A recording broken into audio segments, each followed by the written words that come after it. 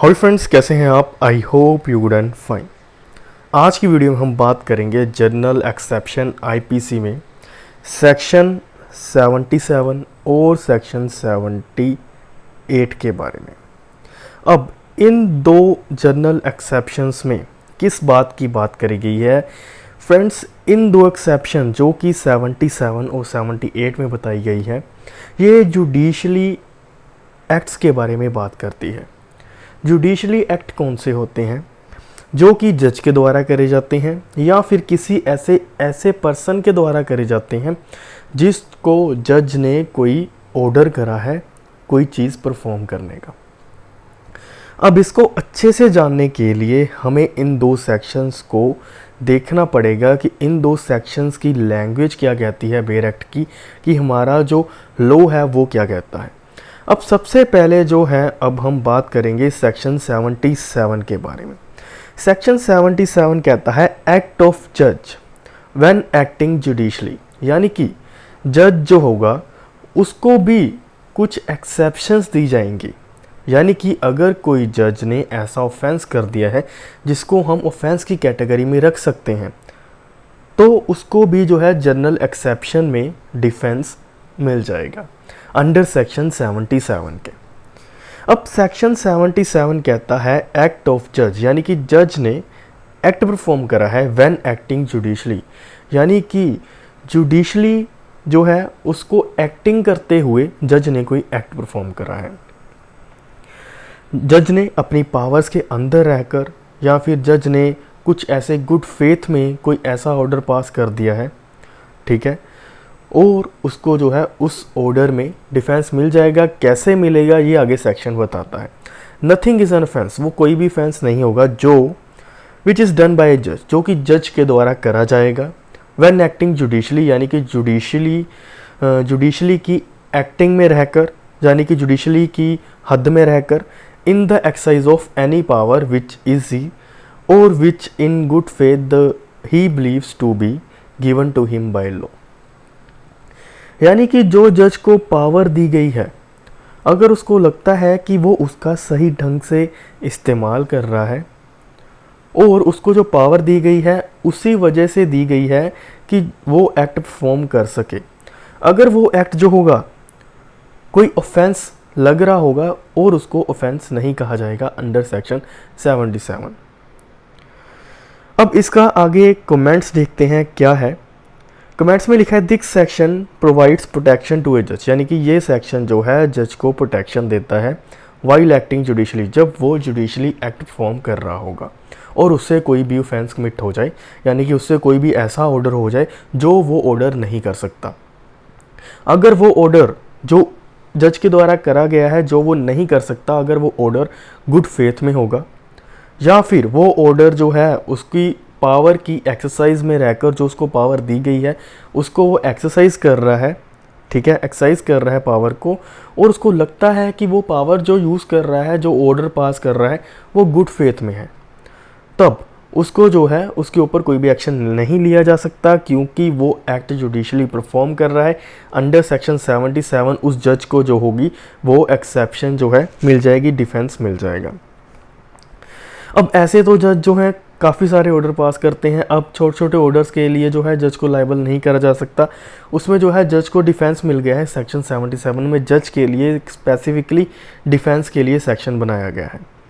अब आगे देखते हैं this section afford protection to a जज in those cases which in which he proceed irregularly in exercise of power given to him by law and also in case where he is in good faith exceed his jurisdiction, यानी कि उसको जो है good faith में वो अपनी jurisdiction से बाहर जाकर कोई ऑर्डर पास कर देता है, लेकिन वो ऑर्डर जो होगा गुड फेथ में होगा, तो has no lawful power the exemption under this section in respect of criminal proceeding only. यानी कि अगर वो जज जो होगा वो ऑर्डर नहीं पास कर रहा, लेकिन वो जो है गुड फेथ में अपनी जुरिस्डिक्शन से बाहर जाकर वो ऑर्डर कर रहा है, तो उसको जो है क्रिमिनल प्रोसीडिंग्स में, यानी कि क्रिमिनल प्रोसीडिंग में उसको जो है डिफेंस मिल जाएगा। सिंपल शब्दों में, अगर कोई जज है, जज कोई ऐसा ऑर्डर पास करता है जिसको वो पास नहीं कर सकता, तो उसको जो है सेक्शन 77 में डिफेंस मिल रखा है।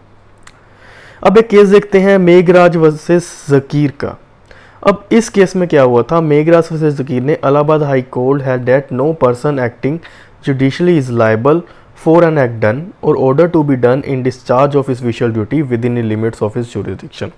यानी कि किसी पर्सन को लायबल नहीं करा जा सकता, किसी भी जज को लायबल नहीं करा जा सकता अगर वो गुड फेथ में कोई ऑर्डर पास करता है, तो उसको सेक्शन जजेस को सेक्शन 77 में प्रोटेक्शन दी गई है।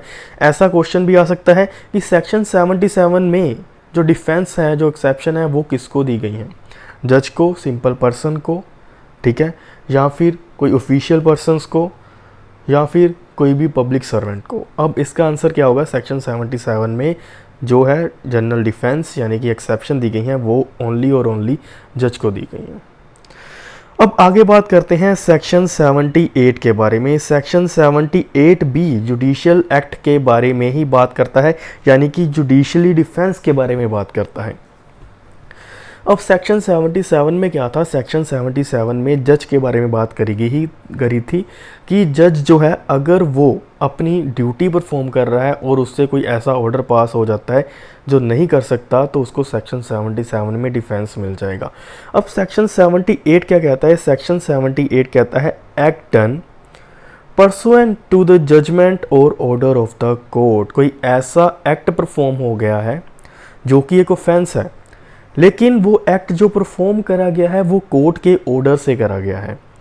अब मान लो एक पर्सन कोर्ट के ऑर्डर के, जो जज ने ऑर्डर करा है उसके थ्रू जो है वो ऑर्डर को परफॉर्म करते हुए वो कोई ऑफेंस कमिट कर देता है।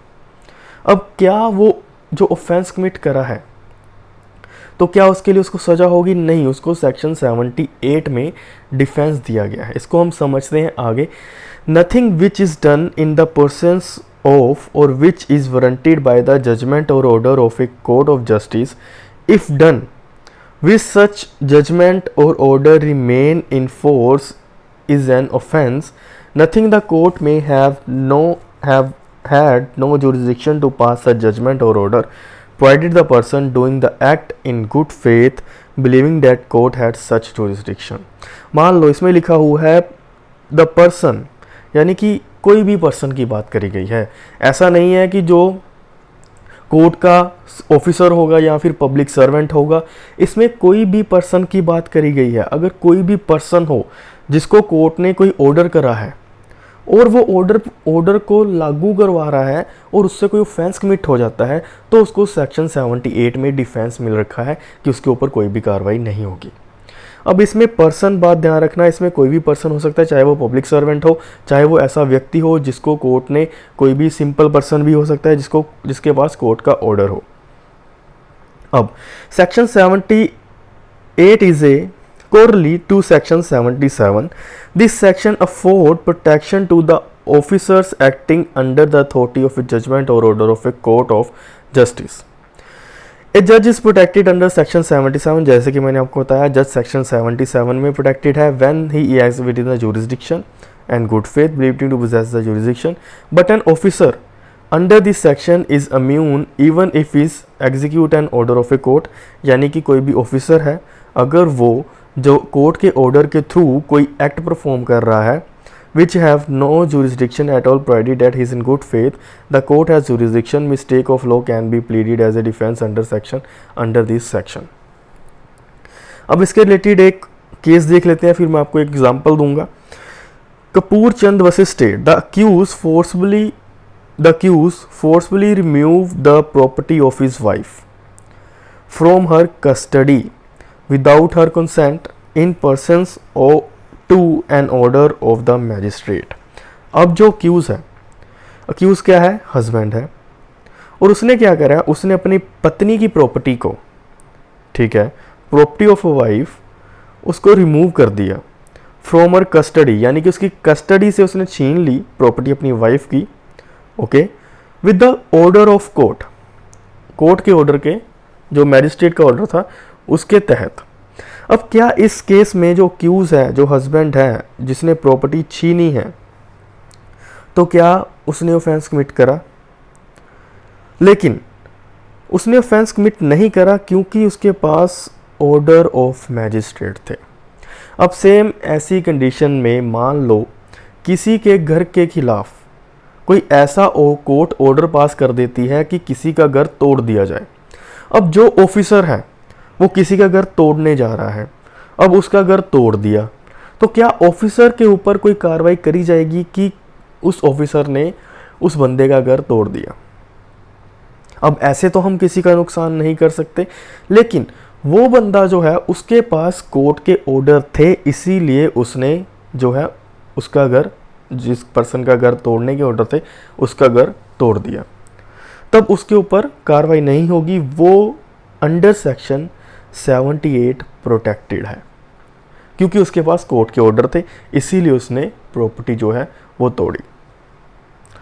आई होप दोस्तों आपको सेक्शन 77 और 78 अच्छे से समझ लग गया होगा। अगर आपको कोई भी डाउट है कमेंट बॉक्स में जाएं, कमेंट करें। बाकी के सेक्शन डिफेंसेस के ऊपर आगे वीडियोस आएंगी, तो इसके लिए आपको करना क्या होगा, चैनल को सब्सक्राइब करना है, बेल आइकन दबाना है, और एक हमारी वेबसाइट का लिंक आपको नीचे डिस्क्रिप्शन बॉक्स में मिल जाएगा, वहाँ पे जाएं, वेबसाइट को देखें, नोटिफिकेशन ऑन कर लीजिए ताकि जब भी कोई आर्टिकल पोस्ट हो आपके पास नोटिफिकेशन आ जाए।